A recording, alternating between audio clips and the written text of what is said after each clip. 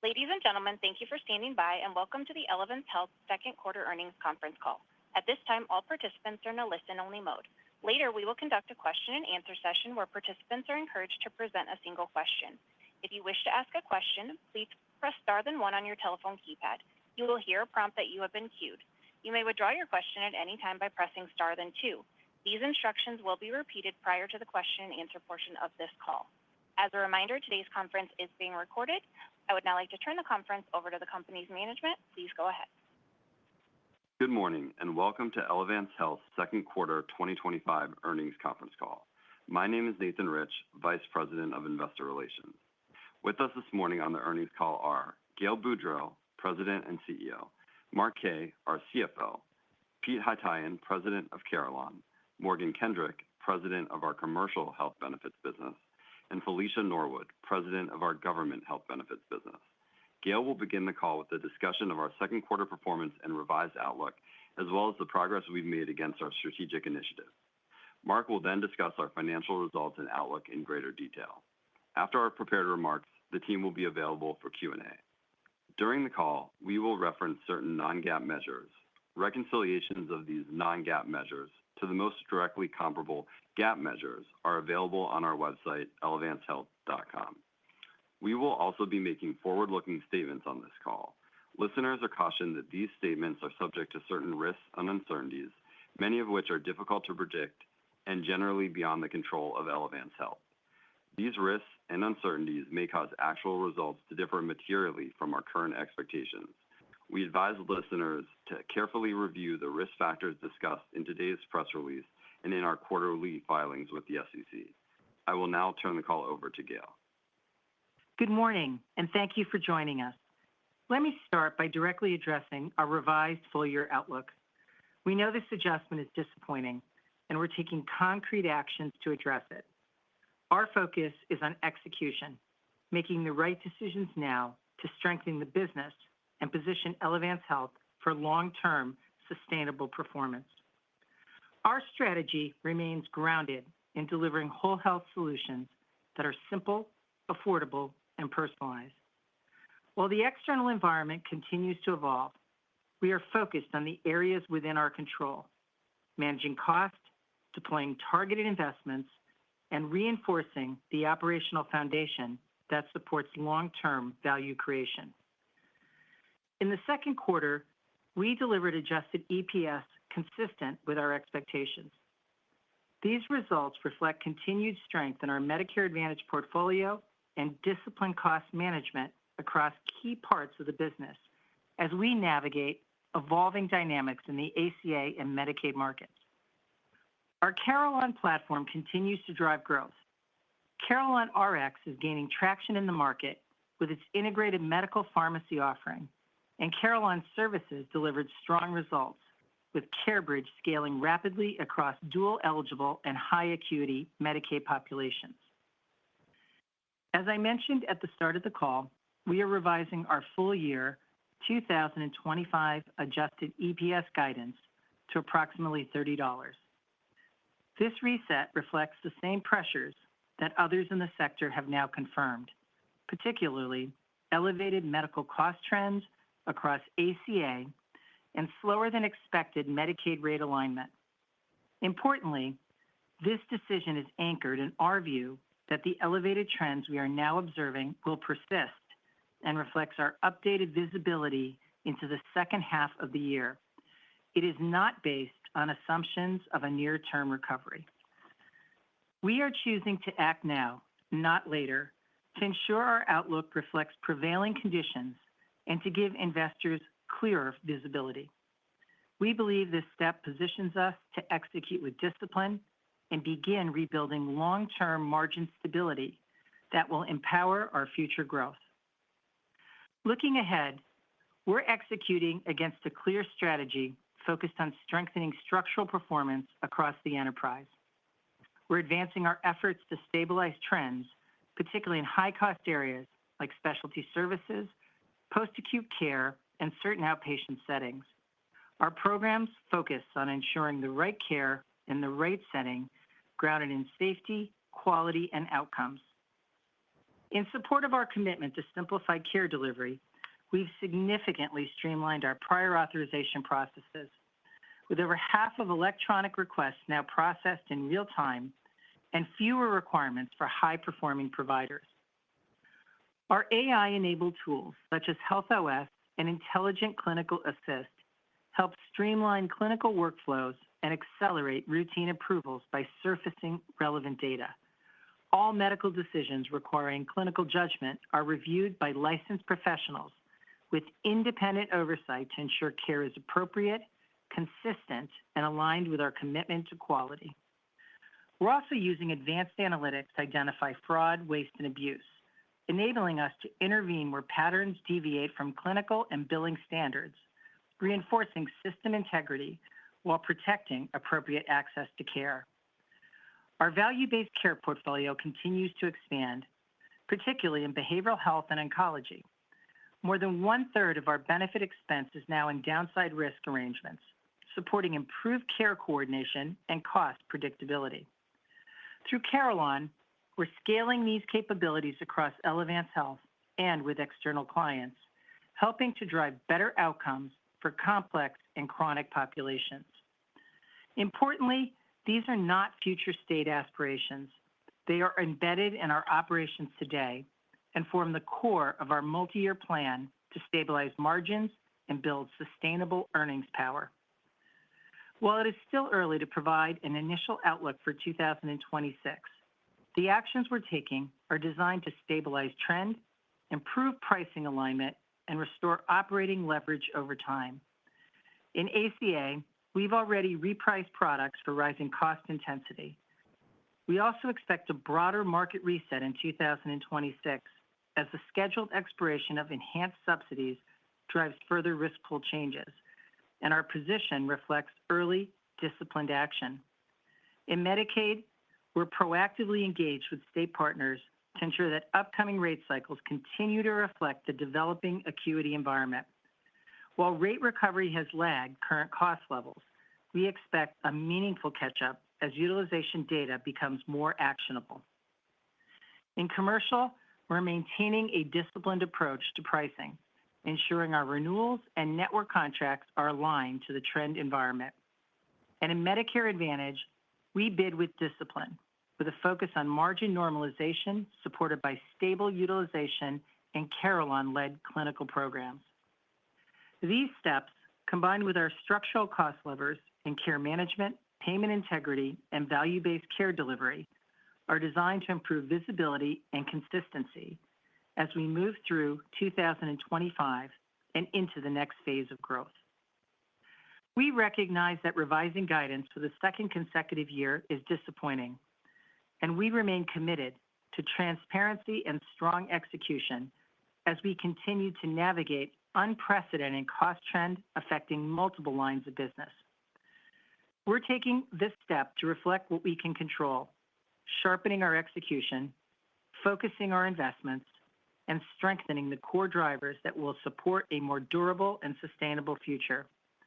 And this would not be possible without the dedication of our nearly 100,000 associates that amplify our impact every day. We remain confident in the strength of our enterprise, the impact of our investments, and our ability to create long-term value through operational discipline, innovation, and our commitment to whole health transformation. With that, I'll turn it over to Mark to walk through the financials. Mark? Thank you, and good morning, everyone. Elevance Health reported second quarter GAAP diluted earnings per share of $7.72 and adjusted diluted earnings per share of $8.84. As Gail discussed, we have updated our full year 2025 adjusted earnings per share to be approximately $30, reflecting both an industry-wide increase in morbidity impacting our ACA business and a slower deceleration in Medicaid cost trend, pressures we expect to continue in the second half. Although external conditions remain dynamic, we are prioritizing factors we can directly influence and which are within our control, including taking decisive actions to stabilize trend and align pricing for long-term sustainability. We ended the second quarter with 45.6 million medical members, down approximately 200,000 sequentially, driven by a reduction in Medicaid membership and lower effectuation rates in our ACA business, a dynamic we first highlighted on last quarter's earnings call.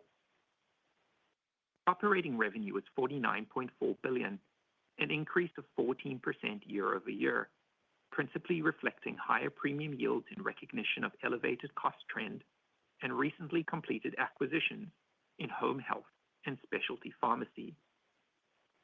The consolidated benefit expense ratio was 88.9%, an increase of 260 basis points year over year, driven by our ACA and Medicaid businesses, partially offset by a favorable out-of-period settlement with a value-based care provider. In the ACA market, membership shifts from Medicaid into ACA following the redetermination process, together with lower effectuation rates, have driven a market-wide increase in morbidity, resulting in elevated medical cost trends. We have also reviewed the latest data from the Wakely Consulting Group, and our expectation for risk adjustment remains unchanged.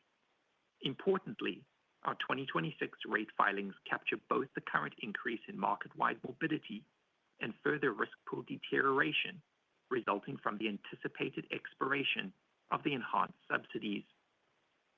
Medicaid cost trend decelerated in the second quarter, though at a more modest pace than initially expected. We are experiencing higher acuity resulting from ongoing disenrollments, as well as an overall increase in member utilization. The rate updates we received for the July cohort aligned with our initial assumptions, but lagged current trend levels. As a result, we now anticipate a prolonged Medicaid margin recovery period, as it will take time for states to incorporate the latest experience into rates. Medicare Advantage cost trends remain in line with our expectations, with Part D seasonality progressing as anticipated, and we continue to target stable margins for the year. Our adjusted operating expense ratio of 10.0% improved 140 basis points year over year. We are prioritizing strategic investments in innovative care models, artificial intelligence, and pharmacy services to support long-term success. Carelon's strong performance in the second quarter underscores our steadfast commitment to expanding its capabilities as we power our enterprise flywheel for growth. Carelon RX grew operating revenue by over 20% as we gain traction with larger clients and scale our specialty pharmacy assets. Profitability in the quarter was impacted by ongoing initiatives around accelerating growth as we expand up market. Carelon Services delivered greater than 50% growth in revenue and operating gain through its expansion of risk-based relationships and the integration of CareBridge. Turning to the balance sheet, we ended the quarter with a debt-to-capital ratio of 40.8%, preserving flexibility for strategic investments and opportunistic capital deployment. Year to date, we've returned approximately $2 billion to investors. Operating cash flow totaled $2.1 billion in the quarter, and we now expect approximately $6 billion for the full year, reflecting our revised earnings outlook and discrete working capital items. Turning to our revised guidance for 2025, we forecast our benefit expense ratio to be approximately 90% for the full year, as elevated trend levels persist in our ACA and Medicaid businesses. In a dynamic operating environment, this outlook sets a prudent foundation for execution during the second half of the year. With respect to seasonality, we contemplate slightly more earnings to be realized in the third quarter relative to the fourth quarter. And looking ahead, we're also assessing the implications of the recently passed budget reconciliation bill, particularly Medicaid work requirements and more frequent eligibility reviews, as well as the scheduled expiration of the enhanced marketplace subsidies. These changes could present near-term enrollment pressures and further shifts in the risk pool. Finally, we are focused on restoring margin stability and building long-term earnings power through disciplined pricing, growth in Carelon, and investments in technology to deliver value for our members and shareholders over time. With that, operator, please open the line for questions. Ladies and gentlemen, if you wish to ask a question, please press star then one on your telephone keypad. You will hear a prompt that you have been queued. You may withdraw your question at any time by pressing star then two. If you're using a speakerphone, please pick up the handset before pressing the numbers. Once again, we ask that each participant limit themselves to a single question to allow ample time for each analyst that may wish to participate in this portion of the call. For our first question, we'll go to the line of Andrew Mok from Barclays. Please go ahead. Hi, good morning. Question on the ACA. Can you help delineate the pressure you're seeing in that business between unit cost trends and shifts in the risk pool? And in the prepared remarks, I think you said your expectation for risk adjustment this year remains unchanged for the current year. So can you explain how that's possible given the higher morbidity that we're seeing? Thanks.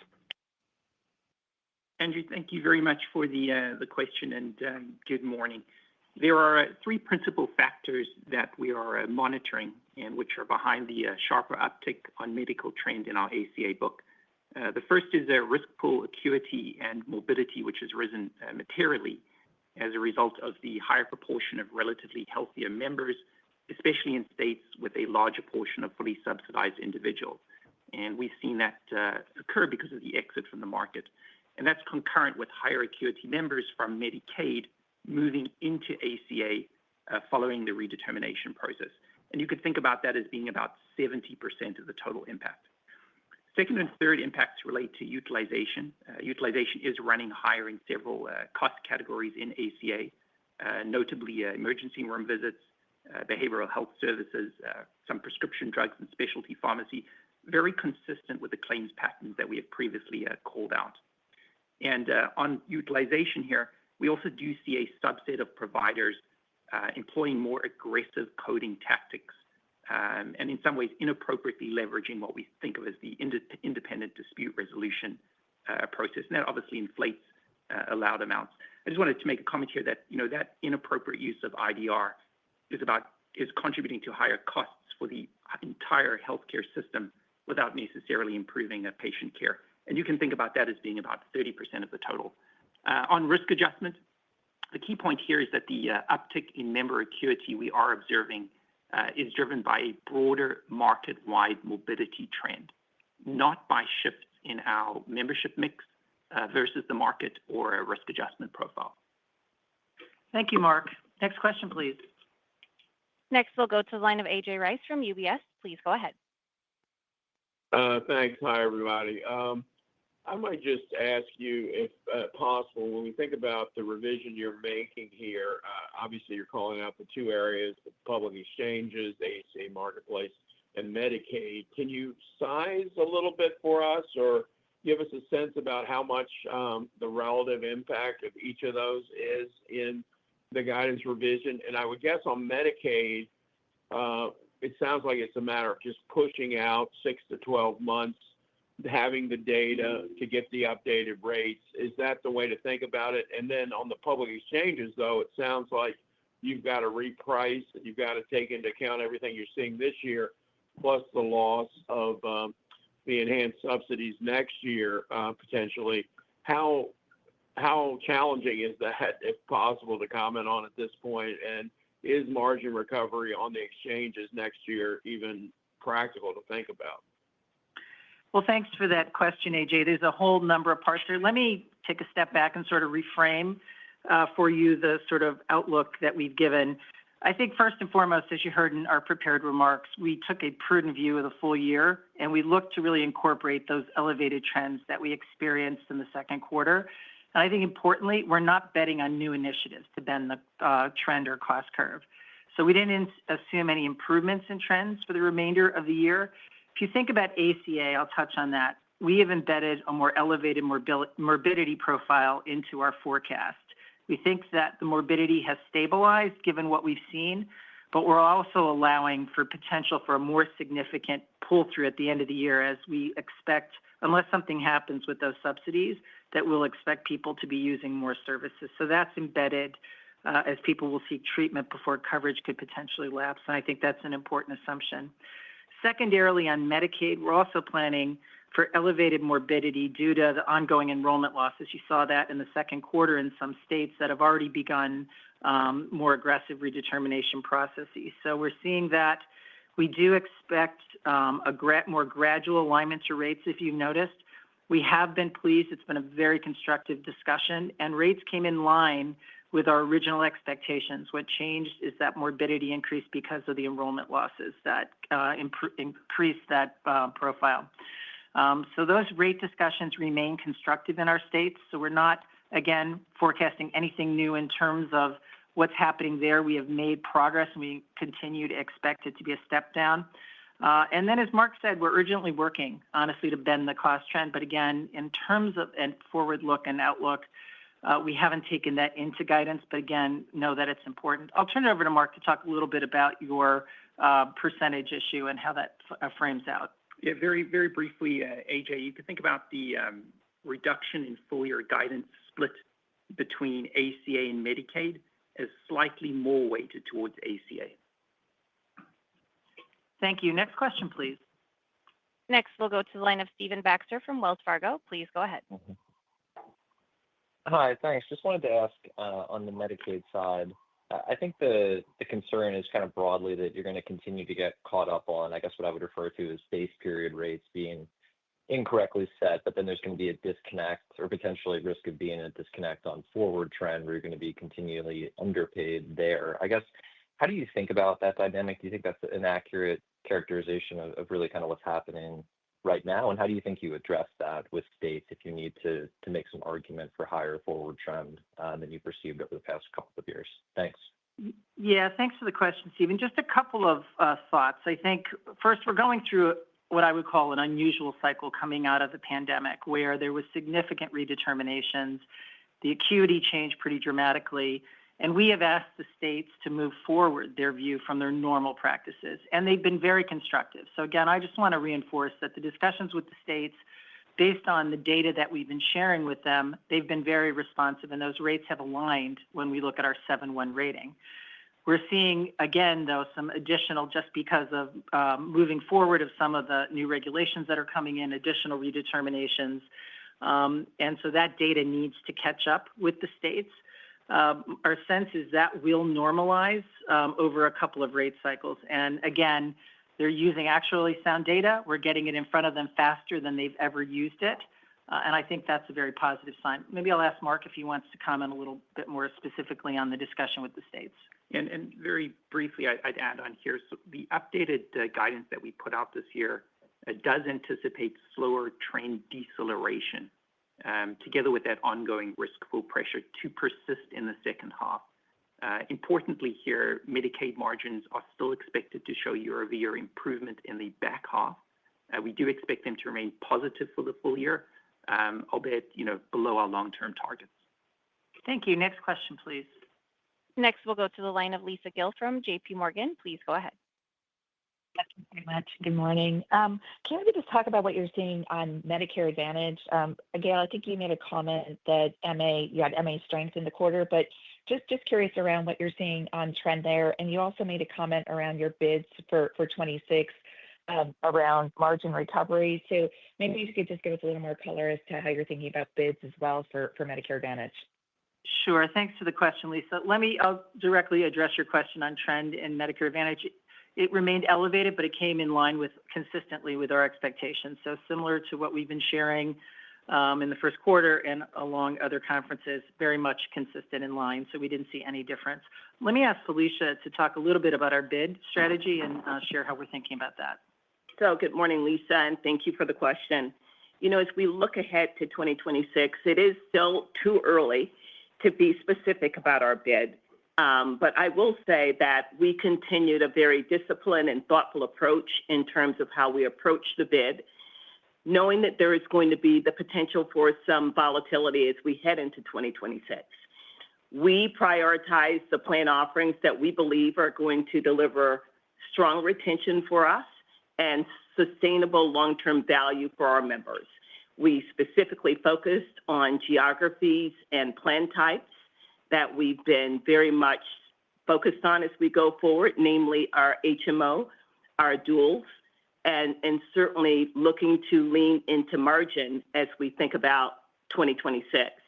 So it's too early to comment on the more specifics of that, but we feel very good about how we are positioned, the actions we've taken to lean into margins as we go forward, and the progress we continue to make around stabilizing and improving our margins in the MA program.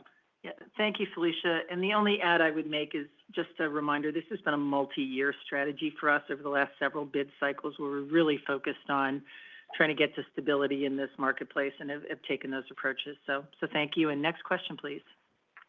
Next, we'll go to the line of Lance Wilkes from Bernstein. Please go ahead. Great, thanks. Could you comment a little bit on the utilization you're seeing, understanding risk pool deterioration in a couple of those lines? If you could just talk a little bit about utilization you're seeing by category, inpatient, outpatient, et cetera, and then also differences by segment. And along those lines, if you could comment on prior period development, how things are developing in reserves. Thanks. Thanks very much for the question here. Maybe let me start off by saying the ACA marketplace is in the midst of a broad recalibration that is exerting near-term pressure on managed care performance across the industry. And there are several underlying drivers, some of which I called out a moment ago, but principally among them the migration of membership from Medicaid post-redeterminations onto the exchanges. And that, together with the lower effectuation rates we're seeing in some states, has made the resulting risk pool much more acute. And that's really what's driving the elevated medical cost trends. So in effect, again, you could think about this as a market-wide morbidity shift, not an Elevance-specific pricing or risk adjustment issue. As we think about the individual categories that I noted earlier, chief among them is emergency room and behavioral health services. Maybe just to call out one stat here, for the ACA, we are seeing members in our 2024-25 cohort utilizing the emergency room at nearly 2 times the level of our commercial group members. And then finally, on prior year or prior period development, there's nothing of particular note to call out here. As you'll recall, or as you'll see in our filed earnings release this morning, was approximately $40 million for the quarter. Thank you. Next question, please. Next, we'll go to the line of Justin Lake from Wolfe Research. Please go ahead. Thanks. Good morning. Just a couple of numbers questions here. First, appreciate your color on the split of the guidance revision. If I think about the impact here, would it be fair to say your Medicaid margins are now maybe in the 1% range and maybe the exchanges are slightly negative? And then just given the potential for margin improvement in Medicare, the exchanges, and Medicaid next year, do you see the potential to grow above the 12% LRP next year? And maybe you could share your view of headwinds and tailwinds in 2026. Thanks. Thanks very much for the question. There's a couple there. Maybe to start, normally we do not break out individual business margins, but we do expect our operating margin on the individual ACA business to decline year over year in the high single-digit % range. And that really underscores why we're proactively leaning into disciplined 26 pricing, why we're intensifying the care management programs that are in flight, why we're looking at selective provider contract actions, again, to help rebuild margin and ensure long-term sustainability. As I mentioned earlier on Medicaid, margins are still expected to show year-over-year improvement in the back half. They'll remain positive for the full year, about below our long-term guide. Yeah, thanks, Mark. And Justin, to your second question, as we said, we're really not in a position to give formal guidance, but let me sort of frame some of the areas because there are a number of variables. In terms of the opportunities we see, I guess I would price to first and foremost significant discipline in our pricing for cost trends, and that is across the ACA, which we've already talked about. Our product filings are addressing this higher market acuity and the potential for further deterioration in the risk pool should those subsidies not be renewed. In Medicaid, we're also, as we've also shared on this call, working with our states to ensure that our rates are tracking to the member acuity, as well as preparing for the policy shifts that can occur. And then finally, in Medicare Advantage, again, as Felicia just spoke to, we have put very disciplined benefit designs and have focused on sustainable position and margin recovery. And then I'd add to that in terms of those opportunities, we also continue to expect ongoing strong growth and performance from our Carelon business, as you heard from the call today, and an ongoing what we're seeing in our pipelines. The biggest unknown for us right now is the policy uncertainties around the ultimate disposition of the enhanced subsidies in the individual ACA market. Whether they expire or there's a step down, I think is really an important factor going into it. The impact of the market integrity rule, which will come into play, which we think is a positive, quite frankly, for the discipline in the market. But again, we need to be able to understand that. So it's early for us to define. I'll share again what I said in my comments earlier. While those are unknowns, we are taking action now. While we haven't put them into the 2025 reforecast, we are working very hard to make sure that we bend the trend on areas that Mark has talked about, some of the aberrant billing practices we're seeing, but also around areas that we think we can have an impact, like ER utilization and things like that. So we'll be back to you with more clarity as the year progresses, but wanted to give you a sense of both the opportunities we see and the unknowns that we're facing as we go through this year. Next question, please. Next, we'll go to the line of Erin Wright from Morgan Stanley. Please go ahead. Great. More along those lines about some of the areas that are under your control. I guess more specifically, what are you doing maybe differently in terms of cost structure initiatives throughout the balance of the year and into next year? And can you speak to the nature, timing, magnitude of those and how you're thinking about that as you approach some of those items that are more under your control? Thanks. Yeah, thanks very much, Erin. I mean, I think there's a number of things that are within our control, obviously. We have been managing our cost structure, most with really, quite frankly, this was something we committed to at the beginning of the year, but the transformation of using technology fundamentally to simplify our processes, to automate our processes, that is ongoing, and we have shown, I think, very strong discipline, and that will continue, and that will drive run rate for us. We're also using our data and using AI, quite frankly, to get ahead of the cost curve. And what I mean by that is really trying to shift left to understand what's happening earlier in the process and making sure that we are identifying these trends, particularly these billing abnormalities that we're seeing. One great example of that is the IDR process, which Mark spoke about. This quarter, we took very aggressive action and filed a legal suit against what we think is the misuse of the IDR process under the No Surprises Act. And just to put that in perspective, we've seen out-of-network providers and their billing partners submit thousands of disputes, sometimes hundreds in a single day. And our payment requests can be significantly inflated, which is costing the entire healthcare system. Sometimes those are from as much as 21 times billed charges, just to give some perspective on this. We fully support that act, but we also know that it has to be implemented appropriately. So that's one example. We're also leaning into the work that Carelon has done. We had very good results in Carelon. So you think about the areas that Mark talked about, our ability to take more of that and manage it through Carelon, I think is really important, whether it's around specialty services, areas like that. So again, we haven't embedded that in the trend right now, but we are clearly working on oncology, severe mental illness, MSK products, things of that nature that we think are important for affordability over the long haul. But again, take time to implement. And we know that the issues specifically in the individual ACA market are because the entire market has exhibited this increase in acuity across the board.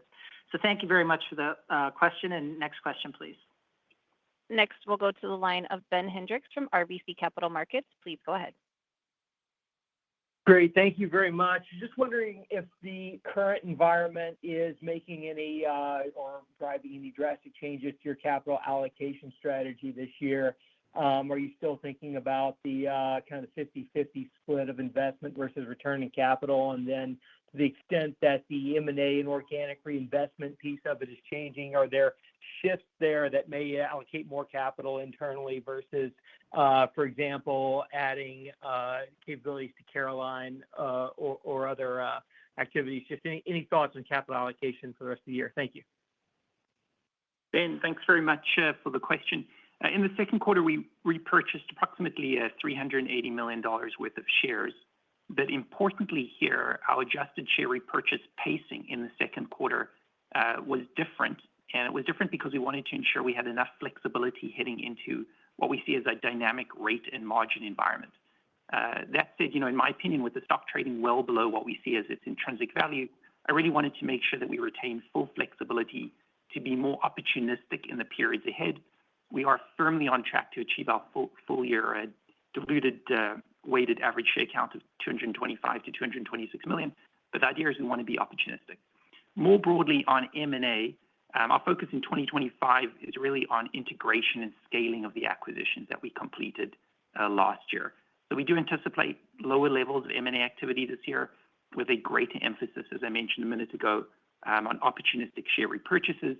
And then as I try to think over the long term, we're going to retain consistency with our algorithm, meaning we'll target deploying about 50% of free cash flow towards M&A or organic reinvestment back into the business, with the other 50% being returned to shareholders, including 30% for share repurchases and about 20% for dividends.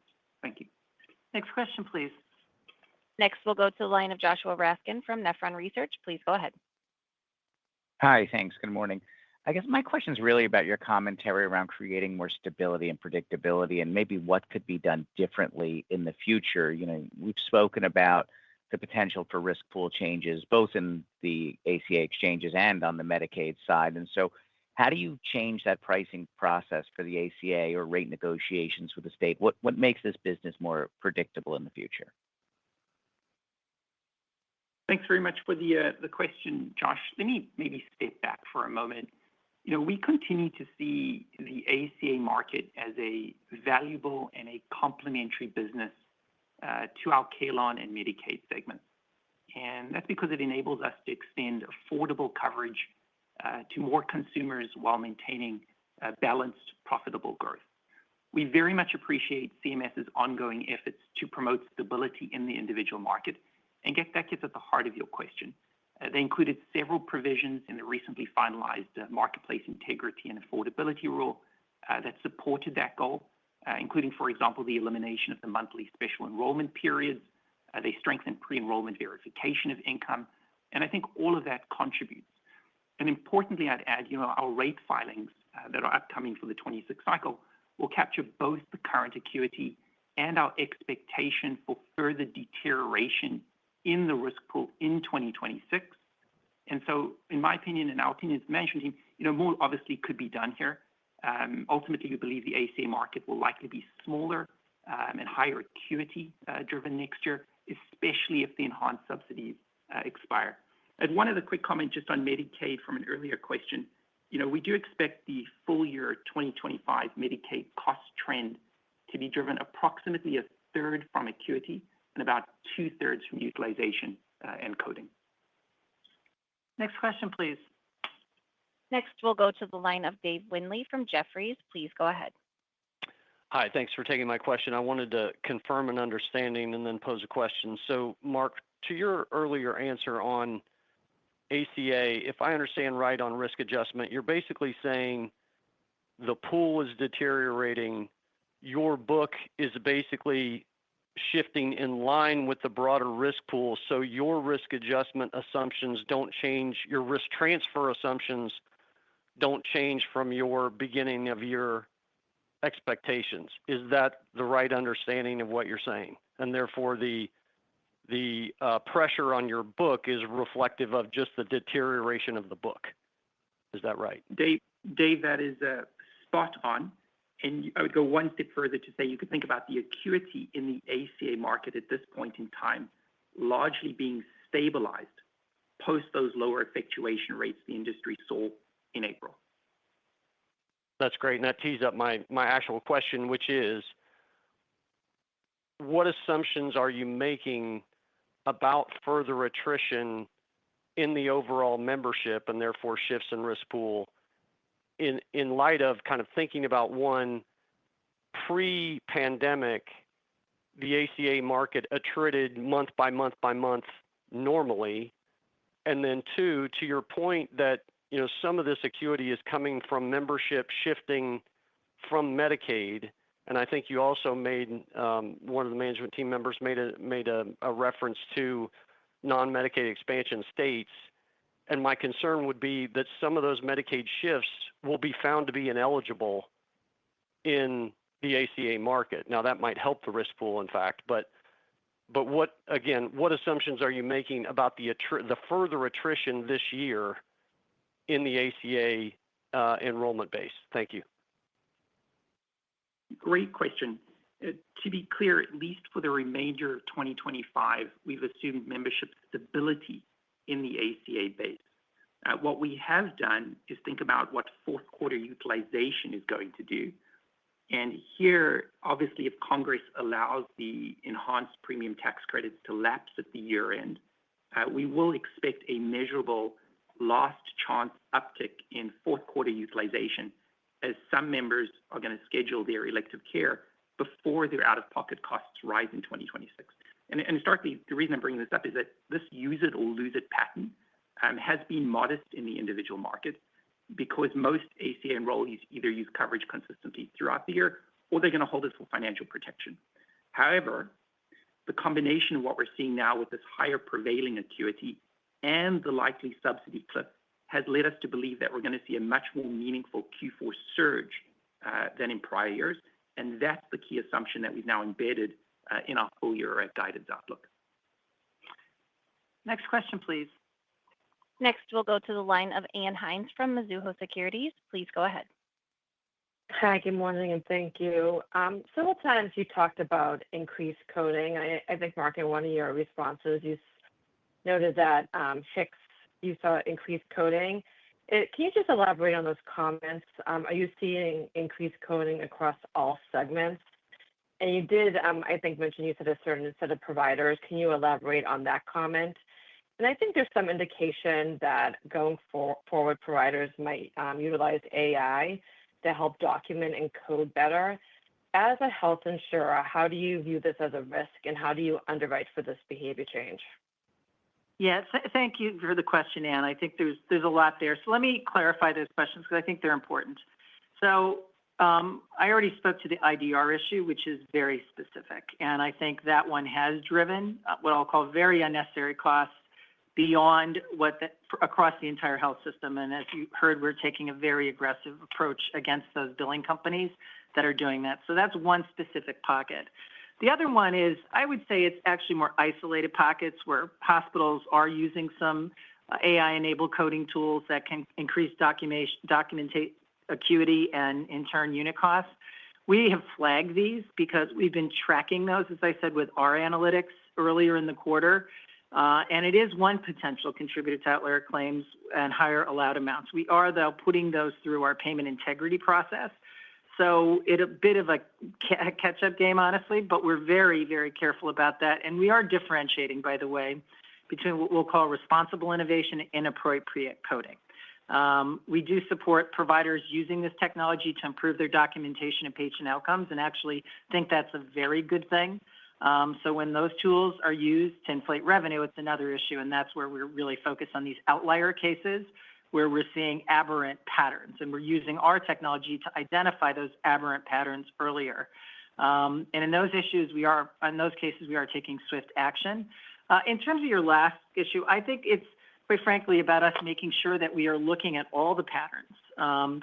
And we think that the use of AI is actually very helpful when it aligns us, like in the areas of prior authorization where you can get the documentation and the medical records aligned immediately, and we have the same data, and then we're not going back and forth. So I think that's a positive in the system. But where we see it, like in the IDR process, just to increase that doesn't help anything around the system, we're going after that. So I want to just differentiate between that, but it has been a contributor, and it's something that we think is that we need a focused response to, and that's where we're using our technology as well. Thank you for the question. Next question, please. Next, we'll go to the line of Kevin Fischbeck from Bank of America. Please go ahead. Great, thanks. I just want to go back maybe to an earlier line of questioning about Medicaid, because going into redeterminations, there was a lot of optimism from the industry about states being proactive about risk pool shifts, understanding those shifts, better real-time data, and we're still struggling with dealing with these types of things. And I appreciate that, in many ways, the risk pool shifts have been unprecedented, but it does seem like what Trump is doing with his bill is going to create another period of the next 3 to 5 years of unprecedented risk pool shifts as well. So why should we be assuming any improvement in Medicaid margins over the next couple of years if there seems to be this lag here between rate setting and the data coming in around where costs are real time? Thanks. Well, first, thanks for the question, Kevin. I think, as we think about this, we still think that both Medicaid and the ACA markets are both very positive markets. And yes, there's been a period of dislocation in what's happened. But again, it has been unprecedented given what the amount of redeterminations that occurred first in the Medicaid market and now what we're seeing in the risk pool. As we think about what is happening longer term with what this potential bill could do, we're monitoring those implications, particularly the enhanced work requirements, changes to the subsidy eligibility that may impact Medicaid and ACA. And while they may present, I guess, what we'll call near-term enrollment pressure, because we think we're going to be able to work through them, we've long maintained that these strong partnerships with the states and our capabilities can help them actually deliver a much better outcome. And again, we are not passive in this relationship with the state. They're looking to us in terms of capabilities we have in the commercial market to help them manage through this. We know that a lot of the early redeterminations were administrative, and the states, quite frankly, the states struggled with the amount of volume and process. So we've learned a lot in this process. We're going to have to work through them. And also moving up the experience that we're seeing on the acuity of the population and using that data earlier. We're seeing more constructive engagement from the states. Their actuaries are now, I think, quite aware of the kind of shifts that occur when this enrollment changes. So again, we have to work through what work requirements will mean. We've had it in a few states. That will be something new for most states to have to implement. We've got some time to implement that.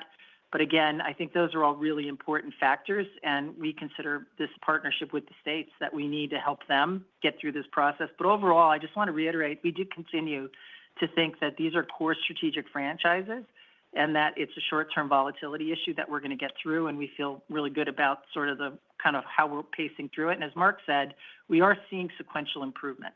Thank you very much for the question. Next question. Next, we'll go to the line of Ryan Langston from TD Cowen. Please go ahead. Thanks. Mark, I hope I heard you right, but I think you said Medicaid cost trend decelerated into the second quarter slightly, but underlying utilization increased. I guess if I have that right, do you really have a sense on what's actually driving that utilization pickup? And we've seen some commentary by other competitors of states carving in benefits without suitable rate increases. Are you seeing that in your states? Thank you. Thanks very much for the question.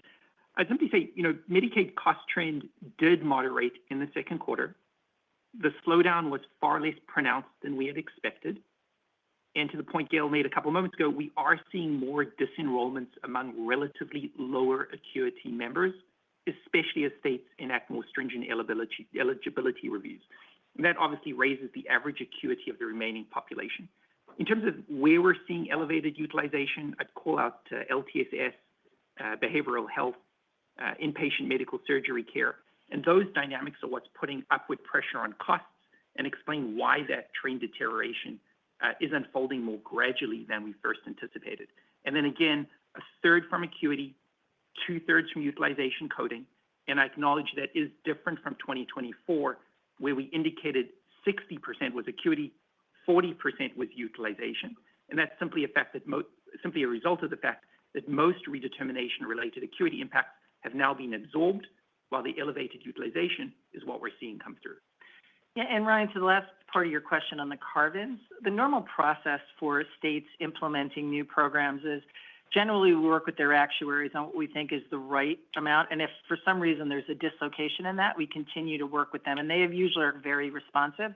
So again, I would look at that is not the biggest contributor. Our big contributor, at least for us, I would look at that really as an issue of timing for the most part and generally getting that right as they get more mature in the program.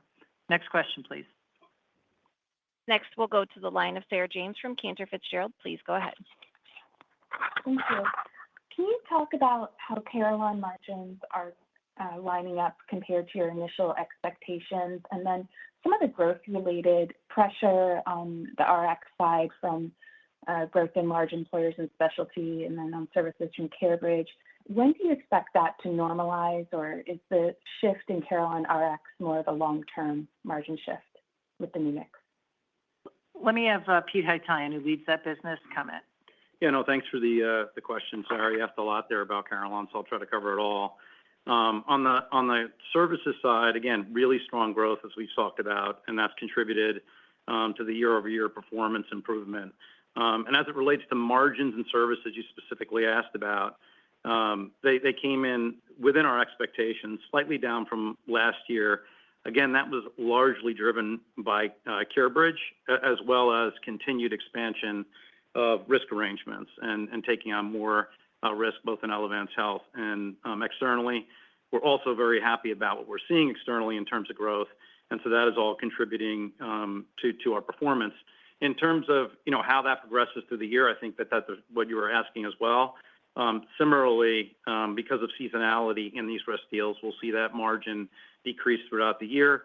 And again, with the addition of CareBridge, our margin moderates because it comes with a different profile from a margin perspective. On the RX side, similarly, very strong growth. In fact, it was our strongest year of growth yet, and that actually is contributing to the issues associated with our margin. The year-over-year performance from an operating perspective actually improved in pharmacy pretty nicely, 7.8% in the quarter. Margins were lower because of very significant growth that we're seeing. We continue to do well down market and middle market, but also we're seeing an expansion at the upper end of the market with some large jumbo accounts. And so we're investing in that pretty heavily as it relates to both this year and going into next year. And I would largely put that in the context of a lot of the differentiated services that we're working on, along with our commercial business, programs like Total Health Connect that are really oriented to whole health and differentiated customer service. So we look forward to that continued growth and expansion in our pharmacy business. Next question, please. Next, we'll go to the line of George Hill from Deutsche Bank. Please go ahead. Yeah. Good morning, guys, and thanks for taking the questions. Mark, except for the Q4 surge in acuity in the ACA business, it seems like you called out. I guess first I would ask, can you kind of quantify the expectation there? And are there any other one-time items or things that you would call out in the guide as it relates to the back of the year assumptions, given that the deterioration kind of in the earnings power looks pretty significant in the back half of the year? Thank you. Thanks very much for the question. Maybe the way I'll take this is to talk a little about seasonality between the third and fourth quarter. We do anticipate a modestly higher portion of earnings to be realized in the third quarter compared to the fourth quarter. And while our fourth quarter outlook reflects some utilization pull forward in the ACA exchange business, as you mentioned, I'd say there's also evolving seasonality dynamics that we've called out previously in Part D offering. The expected step down in earnings is lower than what one normally would expect. And there are two factors here. First, and perhaps most important, we expect a discrete non-operating tax benefit to be recognized at year end. And then second, to a lesser extent, savings from the incremental expense reduction efforts, our in-flight medical cost management programs, they're going to have the greatest impact in Q4, helping to offset that higher trend that we've modeled into our business. And so taken together, those two factors would account for what we're seeing and likely what you're asking about. Thanks, George. Next question, please. Next, we'll go to the line of Jason Cassorla from Guggenheim. Please go ahead. Great. Thanks for taking my question. Just on Medicaid, I guess, given the continued disconnect there, I mean, you've talked about this being a near-term issue, wanting to be a continued partner to states, but your comments before around the potential for normalization, rate cycle normalization over the next couple of rate cycles. Are you coming to a point where it could make sense to potentially exit states or reduce footprints within certain populations, or maybe what would you have to see outright to start considering those possibilities? I guess in context of your trying to improve margins for that business. Thanks. Yeah, thanks for the question. I think there's a couple things. One, states in our footprint have been very responsive in terms of the alignment of what we've shown them. And we do believe at this stage, it is really catching the data up.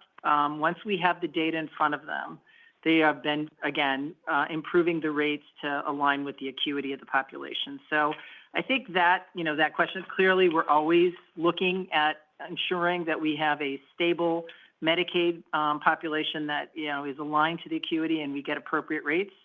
And I think it's premature from what we've seen from our states to make those kind of determinations because, again, it's been very productive and our states have been very responsive. Although, again, it's a lag because of what they're facing as well. So again, but, we are always looking at this, and thank you very much for the question. Next question, please. Next, we'll go to the line of Whit Mayo from SVB Leerink. Please go ahead.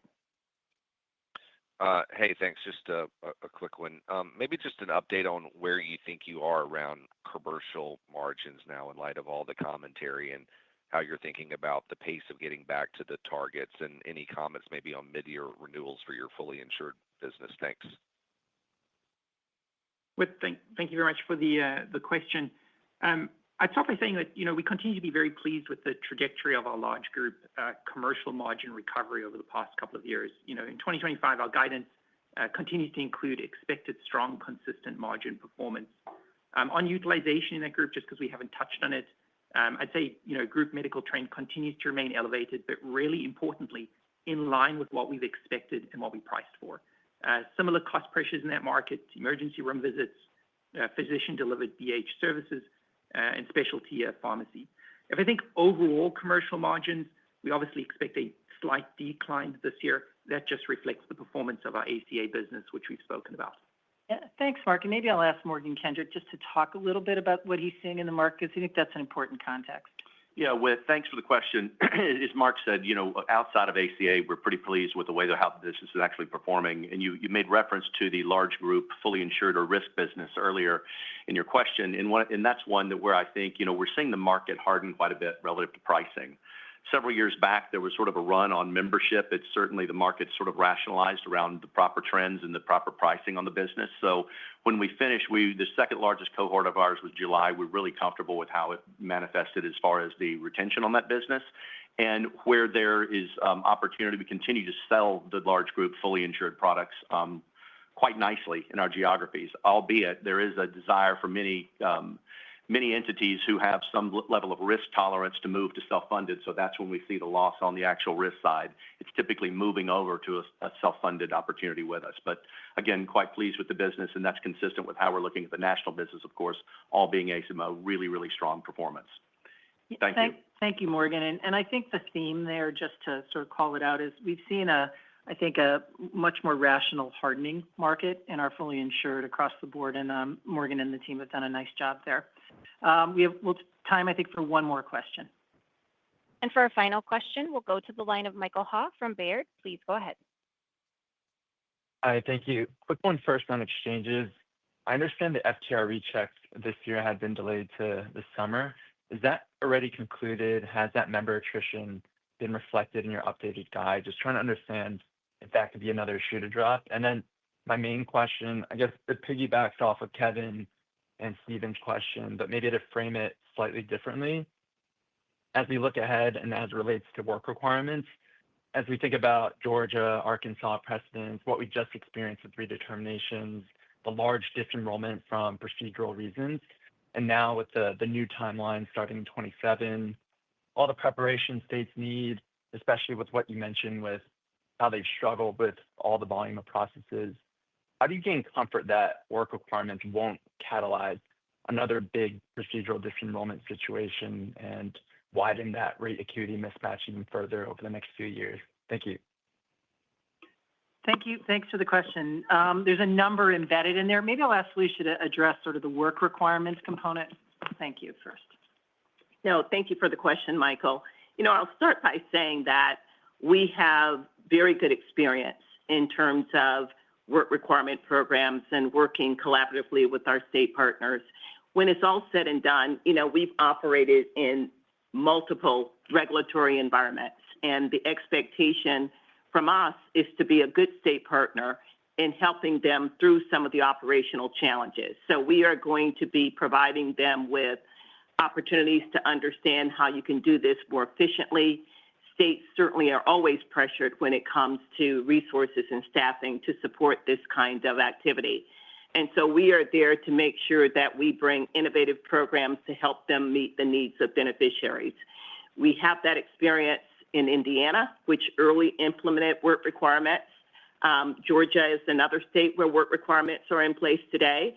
And I think we've been able to work very effectively with our state partners to make sure that we are bringing the value to the table to support our states and, equally important, support members and individuals who rely on Medicaid programs to make sure that they continue to have access for necessary care as we go through this period.